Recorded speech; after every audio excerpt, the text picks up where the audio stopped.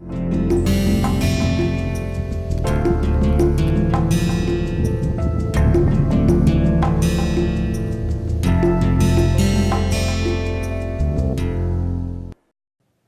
time we looked at homogeneous nucleation of dislocations, and we found that this is not something that will happen spontaneously very often, but one thing we learnt when we looked at homogeneous nucleation is that the theoretical strength of the material can also be achieved when we go through this mechanism. So, now if homogeneous nucleation of dislocation is not the preferred way, then how do dislocations multiply? So, this is what we are going to look at today, some of the mechanisms of multiplication of dislocations.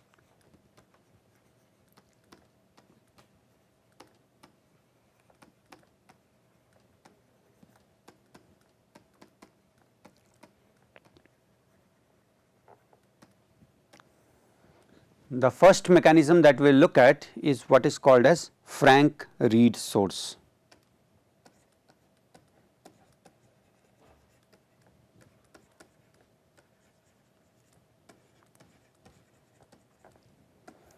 Okay, so what is the concept behind this?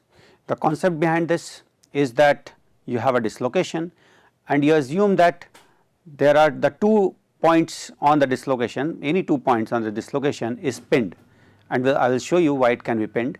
Now, if there is a shear stress acting on the plane, then the dislocation would want to move, but those 2 pinned points will not move, and therefore, you will need to apply a stress, and we know that from the previous part 1 we know that there is a particular shear stress required to maintain a radius r. So, you will see that there is that as you keep increasing the shear stress, the radius becomes smaller and smaller, and beyond a point this becomes unstable, and then suddenly a large loop forms, and that large loop becomes independent of the original dislocation. So, now you have the original dislocation plus a newly created dislocation loop. So, this is a dislocation generation mechanism or a dislocation multiplication mechanism. So, we will see how it works. Let us say this is the plane on which we are talking about, and let us say this is the dislocation line goes like this. So, this is point A, this is point B, and we have put dislocation like this, where we are implying that this part of the dislocation is sessile and this part of the dislocation is sessile.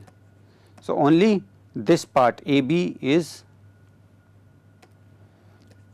so AB part of dislocation is glissile. Now, let us say that a resolved shear stress tau is working on this plane and it has to work along the Berger vector. So, let us say the Berger vector is along this direction. So, resolved shear stress along Berger vector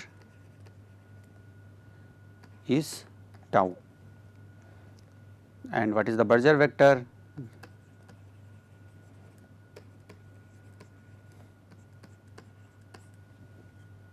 So, if the dislocation line is like this, now we can look at only this portion and we can assume that these 2 points are pinned.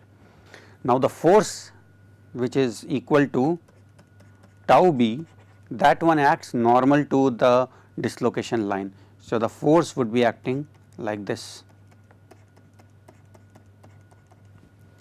Now, what will that lead to? It will lead to a curvature creation inside it. Remember, A and B are fixed, they cannot move.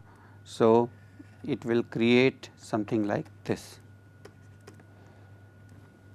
Now, this is a curvature, so it must have a radius. So, the radius would be somewhere very far. So, here you can effectively say the radius is infinity, over here it has reduced to some finite value.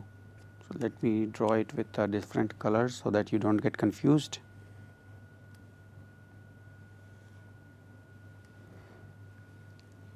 And again the forces are acting normal. So, they are still trying to keep the dislocation moving normal to the dislocation line. What will happen next? It will move further like this. So, let me call it R1 because at time t1 it was R1, now it has become a smaller radius.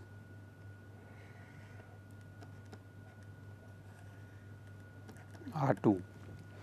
Now, if you have to have a dislocation of with a curvature with radius r, what is the shear stress required? We know that tau is equal to alpha GB by r.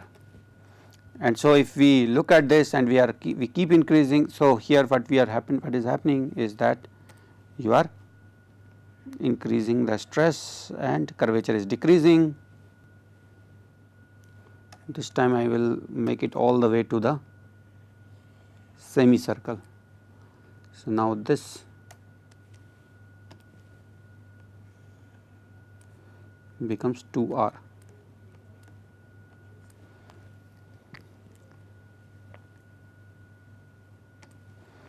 So, over here we can say, and this one will be R3.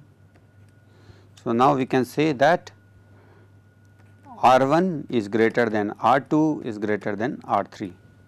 If that is the case, then we can also say that tau 1 equal to alpha GB by R1 is less than tau 2 equal to alpha GB by R2 is less than tau 3 equal to alpha GB by R3. What does this mean? That is just what I have been saying, that you have to apply larger and larger stress to keep the dislocation becoming curvature of smaller and smaller radius, and in the process the dislocation is moving in one particular direction, as you can see. Now, what will be the next step beyond this? So, here from this particular point it has become, this is the smallest radius that you can get. What will happen beyond this? Let us look at that part now, because here what we have is R3 is the smallest possible. You cannot have a radius smaller than this. Now, let us say that this keeps on going on like this. So, this is the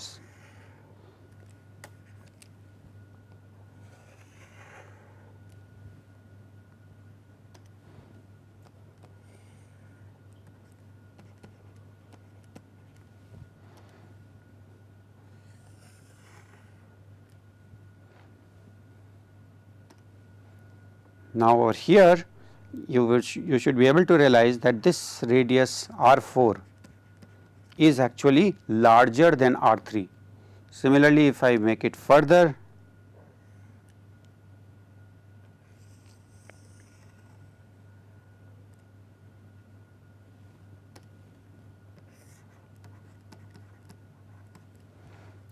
so in line with what we have written earlier, we can again say that R3 is less than R4 is less than R5.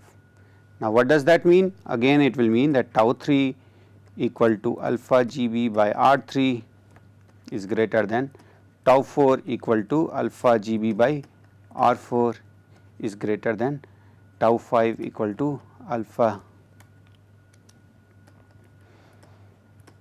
GB by R5. So, what do we see? That our tau 3 is the maximum stress required.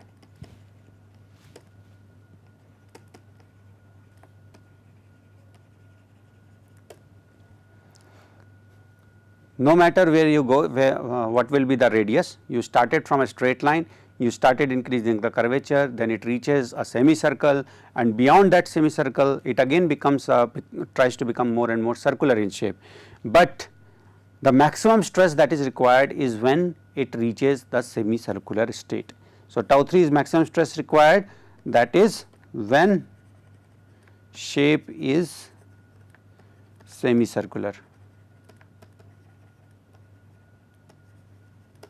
So, if you apply a stress which is at least equal to tau 3, so let me write down.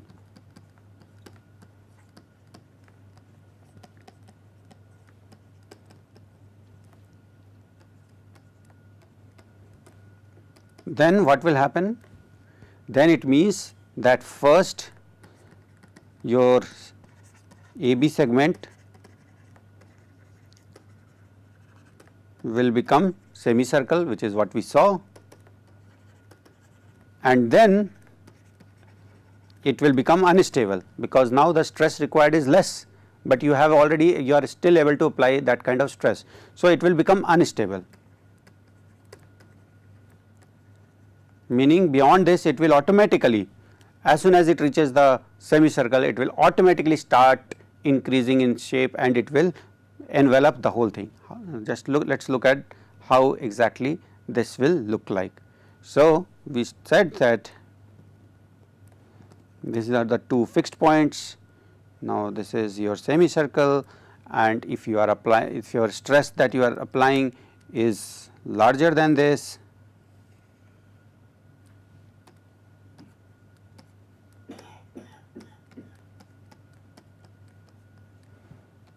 what will happen is like this. So, first it will become like this, then it will become like this. Now, here what do you see? This is the same dislocation. Let me highlight it because we will need this, we need to look at it in more detail. So, this is the one of the later positions, and the Berger vector we have assumed, let us say it is in one direction, it is something like this. So, for the whole dislocation line that you see, the dislocation, the Berger vector remains same, but if you look at the line vector, okay. So, what is the line vector? So, if this is the line vector for this, if you consider this as the line vector, then this is the line vector for this section. So, these 2 points, these have the same Berger vector, but opposite line direction, and you remember how is the forces when you have two dislocations of opposite kind or opposite direction meeting at one place or coming very near, then it will be a attractive force acting over here. Let us call it D and E. On two segments D and E, there is a attractive force acting, and therefore, what you will eventually get is a structure like this.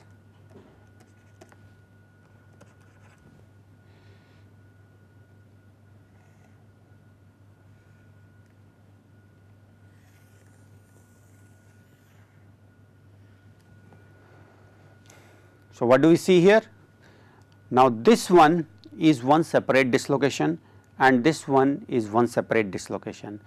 In fact, after some time, now because the force and the B direction remain the same, so, tau sorry, the shear stress remain in the same direction, therefore, there will still be forces acting on it in this way.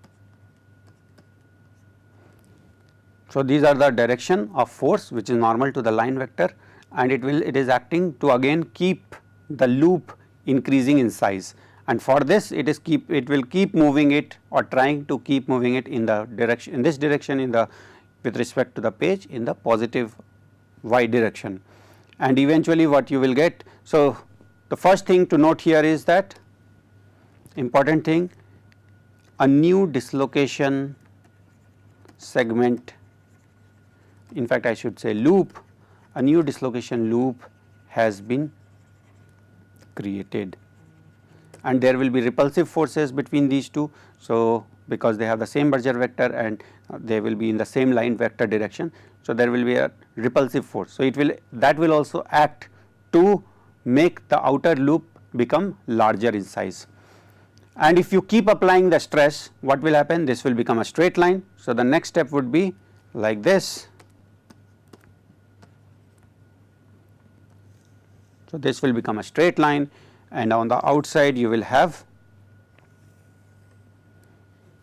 dislocation loop like this. This is a new dislocation loop, and this is as if your dislocation, original dislocation remains as it is. So, this is a very nice experiment, a theoretical explanation of how the dislocation loop can or dislocations can generate and multiply.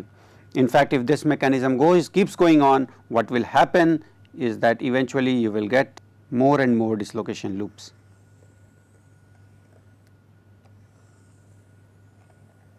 And the original dislocation line will remain intact.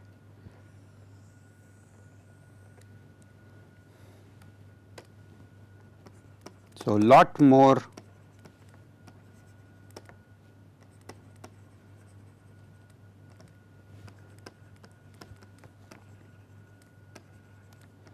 can be created like this. And what was the stress requirement? So, the tau minimum stress that will be required will be equal to alpha GB by 2 R, it was not 2 R, 3. And if we call this length, which is a fixed length, as L, then this 2 R3 becomes L. So, this becomes alpha GB by, we said R, not 2 R. So, this is R3 and this becomes L by 2. If you take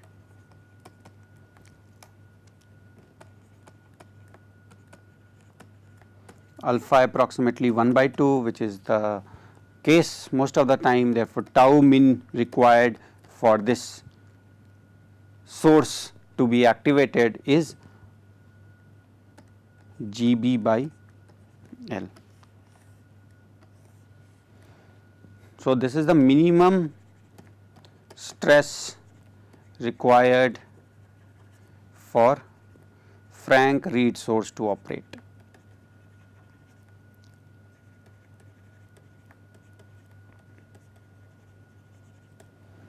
Okay. Now, here it may look like a very attractive mechanism and a very meaningful mechanism. However, it is not as widely seen or observed when people have seen in the TEM or other experimental methods.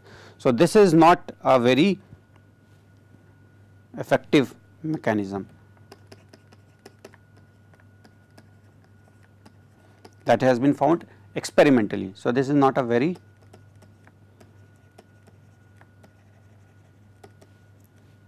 effective mechanism. So, what is an effective mechanism? There is another method by which dislocations can multiply or basically their lengths can increase, and that one is called multiple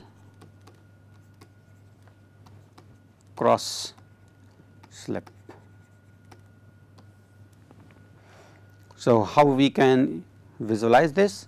It is very simple. If you remember from our earlier part 1 course that dislocations, particularly the screw dislocations, can cross slip from one plane to another plane, and particularly in FCC, if you remember, it can cross slip from one to another and back to plane parallel to the first one. So, that way you can have a dislocation on one, and the same dislocation or part of the same dislocation can now also be on 3.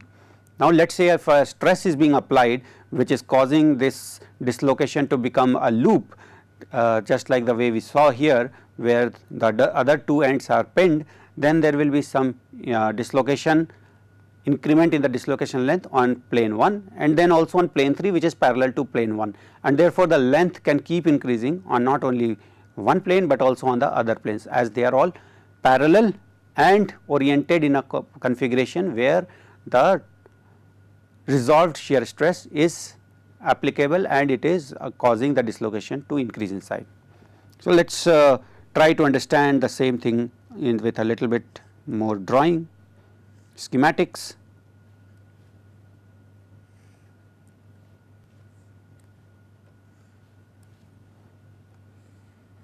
So, let us say this is one plane, and for the sake of simplicity or for the sake of relating it, we will say that this is a FCC system.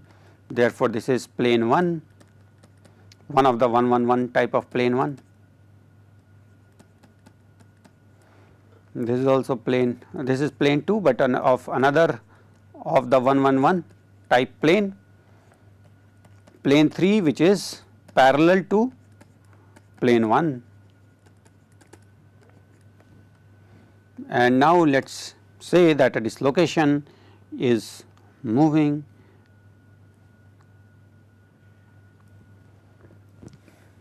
now it cross slips from plane 1 to plane 2. Now, when it cross slips onto another plane, then these two positions can be assumed or can be looked at as if these are the two pinned points, and therefore, if you allow the stress to act on this particular plane, this dislocation will start to form a loop. So, you will have a loop forming over here like this and a loop forming over here like this, and let us say at this particular point this plane again moves on to another plane, plane 3, which happens to be plane 1 in this particular FCC system. So, it will again move over here and here again these 2 points, as you can see, they will act as the pinning points. So, this is equivalent to our AB, this is A prime, B prime, and you will have another dislocation loop like this. So, in effect what you have now, let us try to look at it from a little bit different configuration. So, let us say you have a cylinder, single crystal cylinder, and there is one particular plane onto which is on which the resolved shear stress is lowest, and therefore, the slip should get activated onto this, and therefore, let us say the slip starts onto this particular plane, but then because it faces some resistance, perhaps there is a inclusion or a precipitate over there, therefore, it may start to move on a parallel slip. So, this is coming.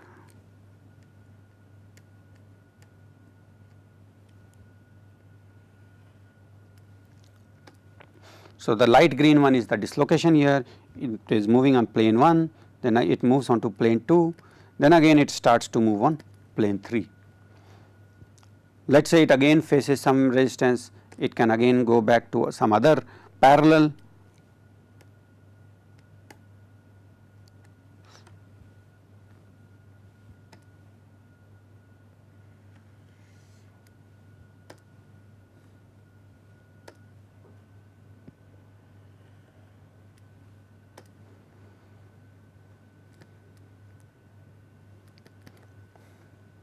And so on and so forth.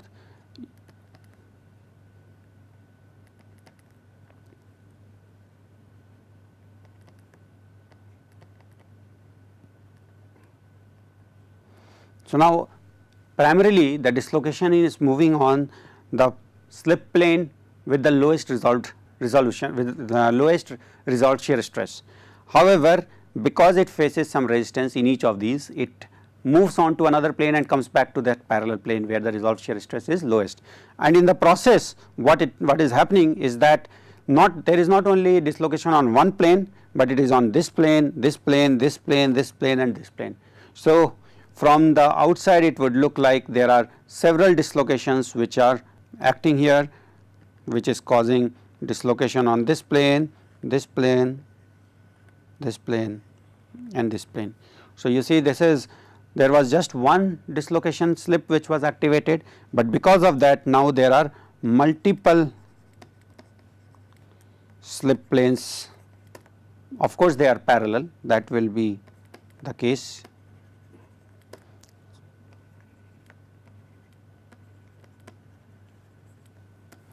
And in each of these the dislocation can become larger in size, just like the way I mentioned here. These 2 points can become the pinning points, and because of the forces the dislocation can keep expanding like this. And in effect what you will have,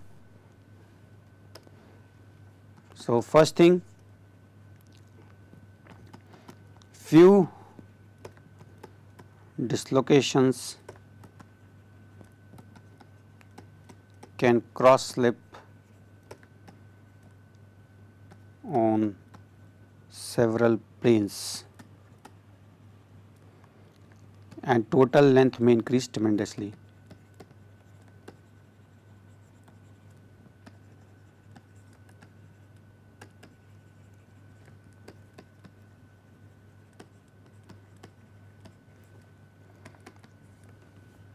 Simultaneously, there will be increase in the dislocation loop, and the same dislocation loop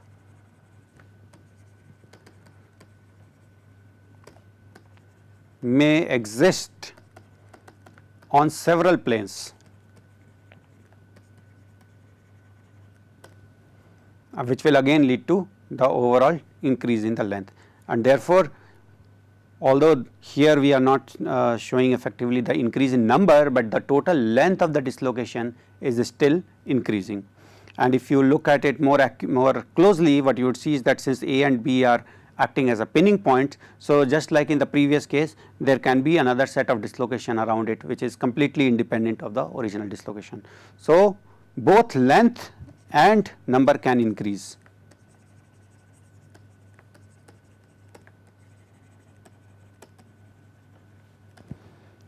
And this is a more effective mechanism of dislocation multiplication.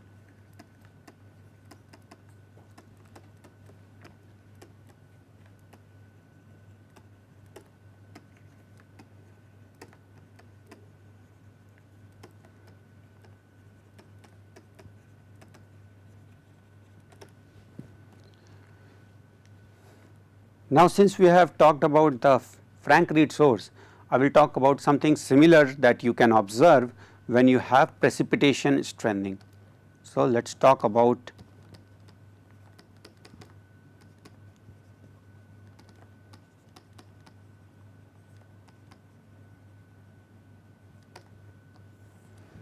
precipitation strengthening. Now, what happens in a precipitation strengthening? Let us say you have, again let me draw.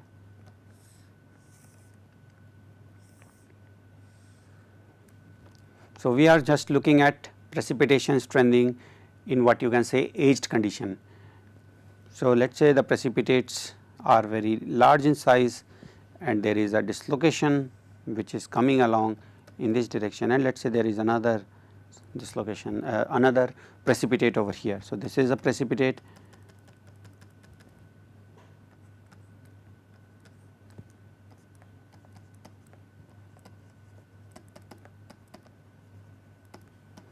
So, these are precipitates, and this is a dislocation line which is moving over here. Now, this dislocation line comes over here, and then it finds that in the plane on which it was moving there is some obstruction. It cannot keep on moving like this, because this section, it cannot happen that this section does not move and the rest of the section moves. One thing possible is, of course, if we are talking about a edge dislocation, then and if it were happening at a higher temperature, then what you may see is that a climb can take place. So, just in this local region you may have a climb of the dislocation,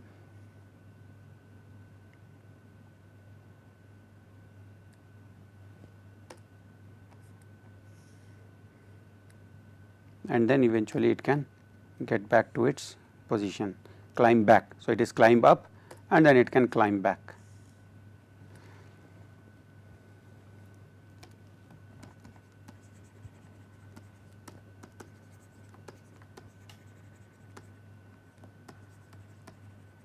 So, climb up and climb down mechanism can allow dislocation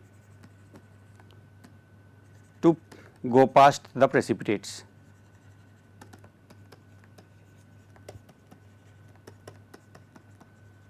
But then where at what temperature do these climb take place? At high temperature. So, possible only at high temperature.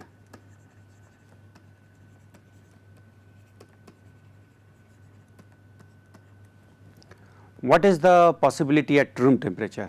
Let us see now, coming back to the similar situation.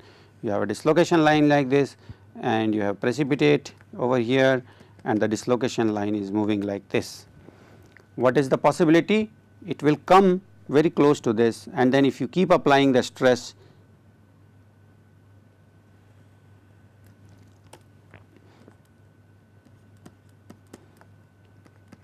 so the forces are acting normal to the line direction, and you keep applying the stress, which means the forces are acting on the dislocation in the normal direction, and this one is also force is acting, but then there is a opposite force acting over here, and in effect this will cancel out, and so this is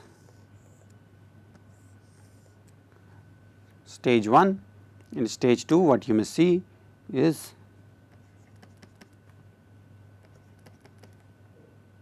let me use so like I said that the forces are acting normal and they are being cancelled over here in effect. So now you can see the direction of the forces. What is the direction of the forces in between these two? They are causing it to become a curve, giving it a curvature. So there will be a radius over here, and the equation we have already derived, it is similar to the Frank-Reed source, only that we have the r is not the length of the dislocation, but or r is not the distance between the pinned location. Here this to precipitate average precipitate distance will become the 2r distance.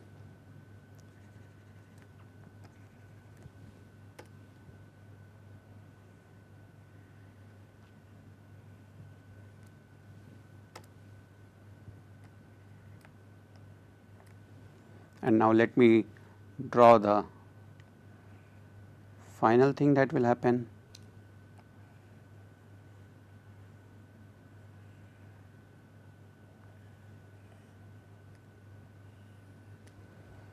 So something like this will happen. So this is step 1.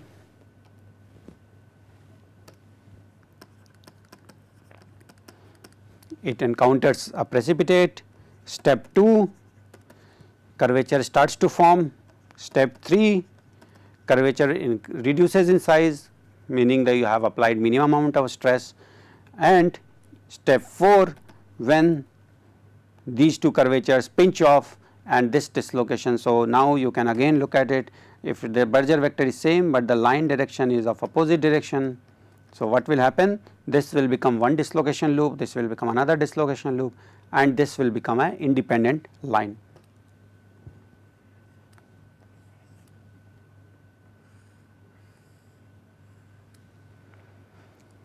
So again, what do we see here? That dislocation loop has been generated, and it is now completely independent of the original dislocation, and the original dislocation is able to pass through, although at a higher stress required. What is that higher stress required? If the average distance between these is L, then you need to apply tau min equal to GB by L. So this is the minimum stress that must be applied over and above the lattice resistance. So this is additional stress required to pass obstacles. Now this is also a strengthening mechanism, because eventually what you may end up getting, and people, this is something very frequently observed, that if you have precipitates, then there are dislocation loops around it, several of them in fact.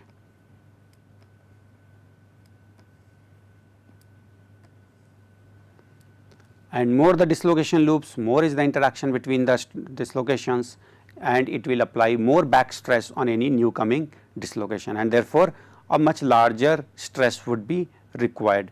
So not only the stress required to pass or form this loop, but also because there will be back stress from other existing dislocations. So this is also a precipitation strengthening mechanism.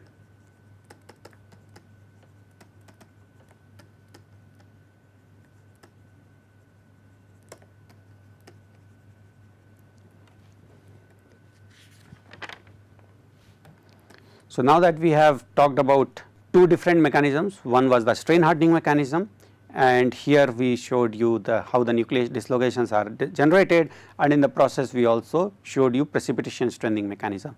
The next topic that we will touch, which is again related to the application of dislocation, is the solid solution strengthening mechanism. So we will come back to that topic in the next lecture. Thank you.